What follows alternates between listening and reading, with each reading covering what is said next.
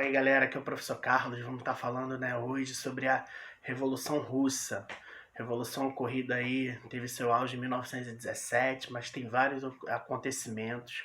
Qual a importância da Revolução Russa?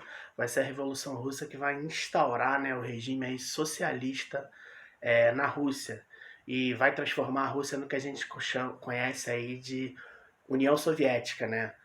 A União Soviética vai participar, no caso da Segunda Guerra Mundial, e vamos ter o auge da Guerra Fria. Então a Revolução Russa ela tem, digamos assim, o início do socialismo, né? Do mesmo socialismo que vai ser o grande inimigo dos Estados Unidos capitalistas na Guerra Fria. Então, a gente precisa entender que a Revolução Russa ela ocorre exatamente no período da Primeira Guerra Mundial. Então, uma coisa está relacionada à outra. Para a gente entender a Revolução Russa, a gente precisa retornar um pouquinho, né, para aí final do século XIX, tentar entender qual é o contexto, né? Vamos tentar, como dizem aí, né, em inglês, a big picture, ver todo o panorama, né, histórico da Rússia, como a Rússia se encontrava. A Rússia, ela era uma economia basicamente agrária, era o país mais atrasado da Europa em finais do século XIX. Só que era uma economia agrária, uma economia rural quase que feudal. Você tinha aí uma nobreza que era extremamente controladora e autoritária. Você tinha a maioria das terras, ela pertencia à nobreza. Você tinha uma população aí de aproximadamente 170 milhões de pessoas. Para aquela época era uma população muito grande. Alguns falam em 173, 174 milhões. É aproximadamente a população russa. Você tinha um regime muito autoritário, concentrado nas mãos do czar, né? A palavra czar, né, que se escreve com C, czar, mas se pronuncia czar, significa significa César, é uma derivação da palavra César. O czar ele era uma figura extremamente autoritária. Ele era uma espécie de imperador, digamos assim. O czar daquele período era o czar Nicolau II. Então a gente tem uma Rússia essencialmente agrária, com a economia basicamente no campo, e grande parte da população miserável, à margem. Nós vamos ter um pequeno surto industrial já ainda no final do século XIX, com o apoio de países capitalistas, Bélgica, Alemanha, França, e esse apoio vai ser essencial para a industrialização. Só que só se chega a industrializar aproximadamente 10% da Rússia. A questão é que essa industrialização vai fazer com que surja uma nova classe, que é essa classe operária. E aí é muito importante a gente entender a figura dos sovietes. O que eram sovietes? Eram conselhos, né? Conselhos de trabalhadores, geralmente conselhos municipais, conselhos regionais organizados por trabalhadores e operários. Esses sovietes vão ajudar a propagar a ideia do socialismo, né, de Karl Marx e Friedrich Engels. E essa questão da luta de classes, né, opressor contra o oprimido, burguês contra o operário, né, patrão e empregado. Então essa propagação das ideias de Marx e Engels, ela vai ser muito importante para a questão do início da Revolução Russa. Então o que acontece? A gente tem vários fatores que vão dar início à Revolução. Como nós já falamos, o absolutismo do czar, né, da figura do czar Nicolau II. Nós vamos ter também a situação russa, que era o país mais atrasado da Europa, uma economia essencialmente ruralista. Quem tinha a maior posse de terras era a nobreza, que controlava, né, essas terras. Nós vamos ter a Igreja Ortodoxa Russa também com participação política e com grandes porções de terra. Nós vamos ter um povo aí marginalizado, e ainda que a gente tenha um pequeno surto industrial, esse surto industrial nós vamos ter também por conta de um abismo social muito grande. Nós vamos ter os operários sendo explorados, né? Lembrando, estamos falando aí final do século XIX, início do século XX, leis trabalhistas eram novidade, mesmo na Europa. Então o que vai acontecer?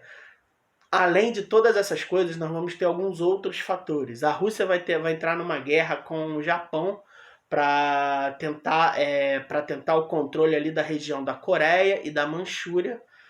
O Japão vai derrotar a Rússia, o Japão imperialista, o Japão ainda relativamente não muito desenvolvido, mas a Rússia vai perder essa guerra, o que vai causar uma grande insatisfação na população. A gente vai ter também, perdão, nós vamos ter também uma série de escândalos da família real russa.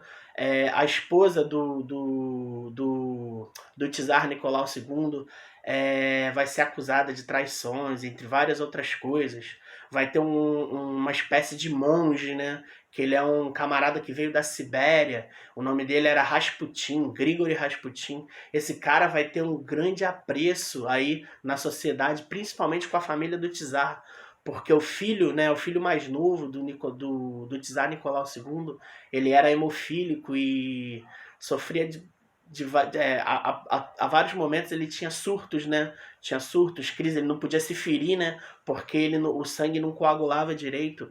E segundo conta-se os relatos, Rasputin era o único que conseguia acalmar, que conseguia estabilizar, fazer com que o príncipe Alexei tivesse uma vida relativamente estável.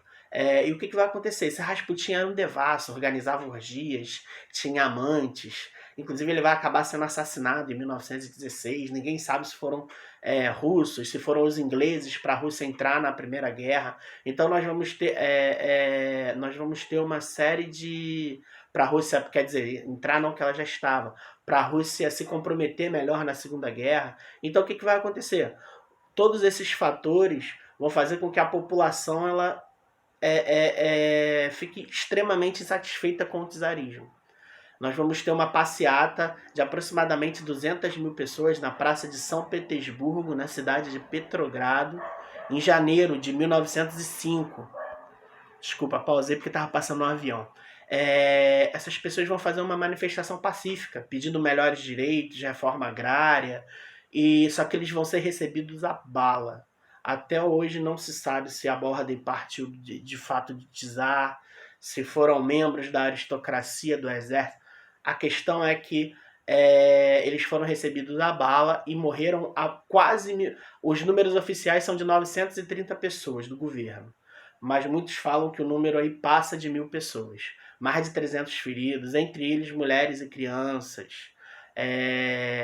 O nome desse episódio vai ficar conhecido como Domingo Sangrento. O Domingo Sangrento, em janeiro de 1905, é muito importante porque o Domingo Sangrento ele vai dar origem a uma série de manifestações, uma série de protestos por todo o país.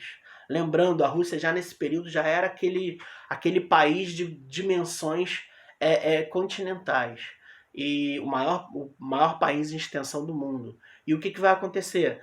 Todas essas revoltas, o czar vai tentar convocar a Duma. Duma era o parlamento russo. Uma tentativa de mostrar conciliação e democracia, tentando descentralizar o poder nas suas mãos. Mas não vai dar muito certo essa convocação da Duma. Vamos ter uma revolução que não vai assim para frente, mas o czar se mantém no poder, mas o Domingo Sangrento é considerado o ensaio da Revolução de 1917. Todos esses fatos vão se agravando, todos os escândalos vão agravando ainda mais o czarismo, até que em 1917, né, a gente tem a primeira revolução, chamada de Revolução de Fevereiro de 1917, ou Revolução Menchevique. O Partido Socialista, os sovietes, né, o Partido Socialista Russo, ele estava dividido em dois grupos, os mencheviques e os bolcheviques. Menchevique significa minoria, bolchevique significa maioria. Os mencheviques olha só, revolucionário moderado. Todos eles eram revolucionários.